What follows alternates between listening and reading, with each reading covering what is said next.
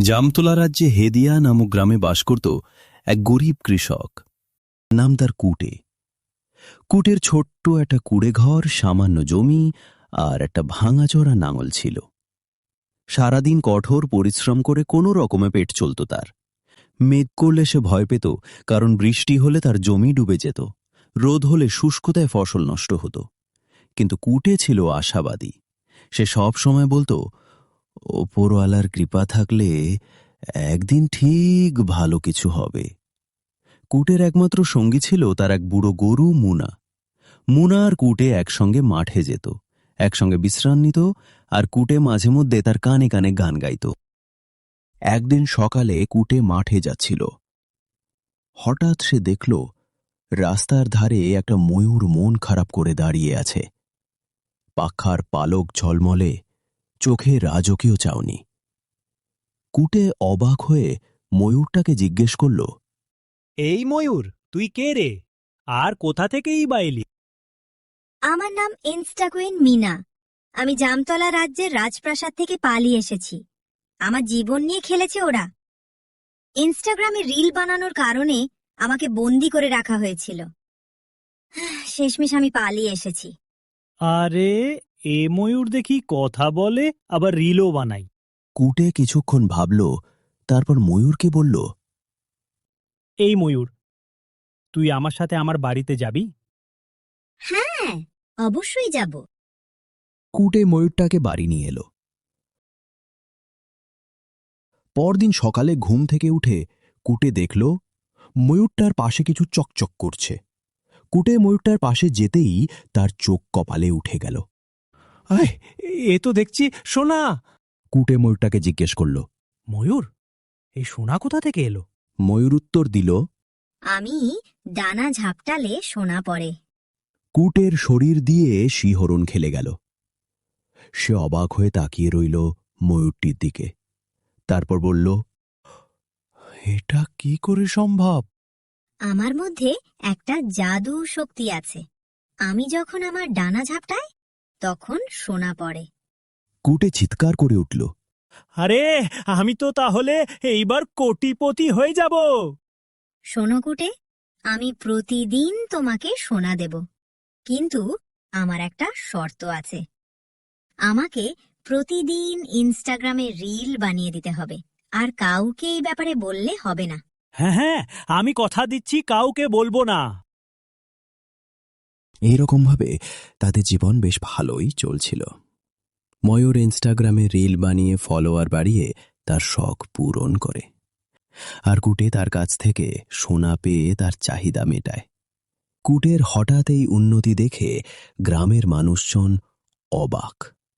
সবচেয়ে বেশি কৌতূহলী ছিল তার পুরনো বন্ধু শিবনাথ। কুটে একদিন তার জমির দিকে যাচ্ছিল, হঠাৎ শিবনাথের সাথে দেখা, যার চোখে ছিল ঈর্ষার আগুন। কুটেকে জিজ্ঞেস করল, কি রে কুটে, তুই হঠাৎ করে এত উন্নতি করলি কিভাবে? কুটে কিছু বলতে গিয়ে থেমে গেল। ময়ূরের শর্ত মনে পড়ে গেল তার। তড়িঘড়ি করে সে বলল, আরে ভাগ্য, ভাগ্য খারাপ ছিল, এখন ভালো হয়ে গেছে। কিন্তু শিবনাথ সেটা বিশ্বাস করল না। সে মনে মনে ভাবতে লাগল, এতদিন তো ভাগ্য চমকায়নি, তাহলে এখন কি করে? এর মধ্যে নিশ্চয় কিছু রহস্য আছে। আমাকে জানতেই হবে কি সেই রহস্য। পরদিন সকালেই কুটের বাড়িতে গেল শিবনাথ। চুপি চুপি লুকিয়ে দেখতে লাগল ময়ূরটা ডানা ঝাপটাচ্ছে আর সোনা পড়ছে। এই দৃশ্য দেখে অবাক হয়ে গেল সে। আরে, এ তো দেখি জাদুর ময়ূর। মনে মনে ফন্দি আঁটতে লাগল সে। এই ময়ূর আমাকে যেভাবেই হোক হাতাতেই হবে, কিন্তু সেটা কিভাবে? এদিকে রাজ্যের মহারাজা সুবর্ণচন্দ্রের চোখের ঘুম উড়ে গেল। তার সোনা দেওয়া ময়ূর কোথায় হারিয়ে গেল? রাজ্যে ঘোষণা করে দিল যে আমার ময়ূরকে খুঁজে এনে দিতে পারবে তাকে পুরস্কারে একটি 10 মিলিয়ন ফলোয়ারের ইনস্টাগ্রাম আইডি দেওয়া হবে। খবরটা দাবানলের মতো ছড়িয়ে পড়ল চারিদিকে। রাজ্যের পূর্ব দিকে বেডের খালে গেল রথিন সিং আর মেরখু সিং, পশ্চিমে হেদিয়ায় গেল সমীরনাথ আর সুজয়নাথ, উত্তরে মল্লিকাঠিতে গেল দীপেন সিং আর নিখিল সিং, দক্ষিণে নেত্রায় গেল ধনঞ্জয় সেন আর শঙ্করনাথ। চারিদিকে গুপ্তচররা বেরিয়ে পড়ল ময়ূরের খোঁজে। এদিকে শিবনাথ ভেবি চলল কিভাবে কূটের থেকে ময়ূরটাকে হাতানো যায়। হঠাৎ সামনে থেকে দুজন এগিয়ে এসে শিবনাথকে জিজ্ঞেস করল, ওহে ভায়া, তুমি কি এই গ্রামে একটা রাজকীয় ময়ূর দেখেছ? শিবনাথ চমকে উঠল। মনে মনে ভাবল, কূটের কাছে থাকা সেই জাদুকরী ময়ূরটার কথা বলছে নাকি? কেন হে ভায়া, ময়ূর কি করবে? আর তোমরাই বা কারা? ময়ূরের খোঁজ করছো কেন? আমি এই রাজ্যের মহারাজ সুবর্ণচন্দ্রের গুপ্তচর সমীরনাথ আরে সুজয়নাথ। আমাদের রাজার রাজকীয় ময়ূর হারিয়ে গেছে। মহারাজ ঘোষণা করেছেন তার ময়ূর যে খুঁজে এনে দেবে তাকে পুরস্কারে একটি 10 মিলিয়ন ফলোয়ারের ইনস্টাগ্রাম আইডি দেওয়া হবে। শিবনাথ গভীরভাবে ভেবে দেখল, আমি যদি কূটের কাছে থেকে ময়ূরটা হাতিয়ে নিই, রাজামশাই একদিন না একদিন ঠিকই জানতে পারবেন।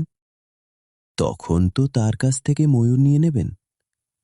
তার চেয়ে বরং আমি যদি ময়ূরের খবরটা রাজামশাইকে দিই, তাহলে তো পুরস্কারে আমি এতে 10 মিলিয়ন ফলোয়ারের ইনস্টাগ্রাম আইডি পাব। হ্যাঁ হ্যাঁ, আমি দেখেছি আমাদের গ্রামেই একজনের কাছে এরকম একটা ময়ূর আছে। তাহলে চলো মহারাজের কাছে, খবরটা তাড়াতাড়ি পৌঁছে দিতে হবে। এদিকে রাজ্যের সব দিক থেকে গুপ্তচররা একে একে ফিরে আসে। মহারাজকে জানাই ময়ূর পাওয়া যায়নি। শুধু রাজ্যের পশ্চিম দিকের গুপ্তচর সমীরনাথ আর সুজয়নাথ এখনও ফেরেনি। মহারাজ সুবর্ণচন্দ্র চিন্তায় পড়ে গেল। হঠাৎ রাজসভায় দৌড়ে এলো রাজকুমারী সুস্মিতা সেন। বাবা বাবা, এই দেখো, ইনস্টাগ্রামে মিনা রিল বানাচ্ছে। মহারাজ চমকে উঠলেন, সাথে সাথে আদেশ দিলেন, সেনাপতি শক্তি সেন, আপনি শীঘ্রই এই রিল কার প্রোফাইল থেকে আপলোড হয়েছে তাড়াতাড়ি খবর নিন। পরের দিন যথা সময়ে রাজসভা বসল। মহারাজ বললেন, বলুন সেনাপতি শক্তি সেন, আপনার খবর কত দূরে এগোলো? জি মহারাজ, ইনস্টা কুইন মিনা যে রিলটা আপলোড করেছে সেটা আমাদেরই রাজ্যের পশ্চিমে থাকা হেদিয়া গ্রাম থেকে কুটে কিলার নামক ইনস্টাগ্রাম প্রোফাইল থেকে আপলোড হয়েছে। তাহলে আর বিলম্ব কিসের? চলুন সবাই বেরিয়ে পড়া যাক। তারা সকলে রওনা দেওয়ার উপক্রম করছিল। হঠাৎ সমীরনাথ আর সুজয়নাথ রাজদরবারে হাজির। তাদের সাথে অন্য আরও এক ব্যক্তি। মহারাজ সুবর্ণচন্দ্রের জয় হোক। মহারাজ, আমরা ময়ূরের খোঁজ পেয়েছি। এই যে, এর নাম শিবনাথ। এ জানে ময়ূর কোথায় আছে। পেন নাম হয় মহারাজ। আমাদের গ্রামে কুটে নামক এক ব্যক্তির কাছে আপনার ময়ূর আছে। তুমি একটু দেরি করে ফেললে। আমরা একটু আগেই এই বিষয়ে জানতে পারলাম। এই রে, তাহলে তো আমার দুদিকেই লস। না পাওয়া হলো ময়ূর, আর না পাওয়া হলো 10 মিলিয়ন ইনস্টাগ্রাম আইডি। রাজপ্রাসাদ থেকে রাজার লোক এলো। মহারাজ সুবর্ণচন্দ্র স্বয়ং নিজে এলেন।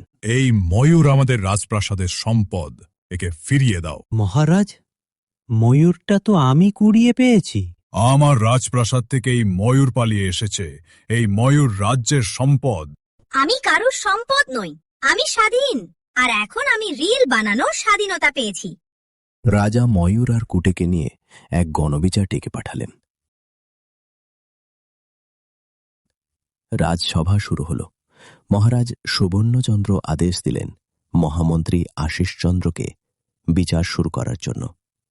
মহামন্ত্রী আশিসচন্দ্র বললেন, বলো ময়ূর, তোমার কি বক্তব্য আছে? আমি কুটের বন্ধুতে স্বেচ্ছায় ছিলাম। আমি তার প্রতি কৃতজ্ঞ। সে আমাকে প্রতিদিন ইনস্টাগ্রামে রিল বানাতে সাহায্য করত। যখন আমি এই রাজপ্রাসাদে রিল বানাতাম, তখন আমার রিল ভাইরাল হয়ে যেত, ফলোয়ার বাড়ত। তাই দেখে রাজকুমারী সুস্মিতা সেনের মনে হিংসা হতো, কারণ সেও রিল বানাতো, কিন্তু ভাইরাল হতো না। সেই কারণে আমাকে এখানে বন্দি করে রাখা হয়েছিল, তাই আমি এখান থেকে পালিয়ে গিয়েছিলাম। রাজা সুবর্ণচন্দ্র কিছুক্ষণ চুপ করে রইলেন। যেন পুরো রাজপ্রাসাদ এক নিস্তব্ধতার চাদরে ঢেকে গেল। সবাই উৎকণ্ঠায় অপেক্ষা করছে এত সাহসী কথা বলার পর ময়ূরকে কি বলবেন রাজা। তারপর ধীরে ধীরে তিনি উঠে দাঁড়ালেন। এই ময়ূরকে কেউ রিল বানাতে বারণ করতে পারবে না, এমনকি আমার প্রিয় কন্যা রাজকুমারীও না। একজন শিল্পীর প্রতিভা কেড়ে নেওয়ার স্বাধীনতা কারোর নেই। আর ময়ূর যদি চায় সে এই রাজপ্রাসাদেই থাকুক, এখান থেকেই বানাক তার রিল, আর তার জাদুর শক্তিতে সে যে সোনা তৈরি করবে আমি তার নিজের ভাণ্ডারে রাখব না। আমি তার রাজ্যবাসীর মধ্যে বিলিয়ে দেব যেন তাদের মুখেও হাসি ফোটে। আর হ্যাঁ, আমি জামতলা রাজ্যের রাজা সুবর্ণচন্দ্র এই মুহূর্তে আরও একটা ঘোষণা করছি। যে যে এই চ্যানেলটিকে সাবস্ক্রাইব করবে, ভিডিওতে লাইক করবে, কমেন্টে জানাবে গল্পটা কেমন লাগলো, আমি তাদের প্রত্যেকে একটি করে 10 মিলিয়ন ফলোয়ারের ইনস্টাগ্রাম আইডি দেব। প্রাসাদ জুড়ে মুহূর্তে ছড়িয়ে পড়ল এক ধরনের গুঞ্জন। কেউ এমন সিদ্ধান্তের কথা কল্পনাও করেনি। আমি আপনার প্রস্তাবে রাজি, তবে আমার একটা শর্ত আছে। আমি রিল বানাবো ঠিকই, কিন্তু আপনাকে ক্যামেরা ধরে দিতে হবে।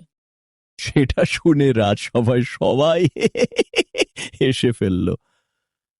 এরপর ময়ূর আর রাজকুমারী একসাথে রিল বানাতে থাকল, আর রাজা সুবর্ণচন্দ্র তাদের ক্যামেরা ধরে দিতে লাগলো।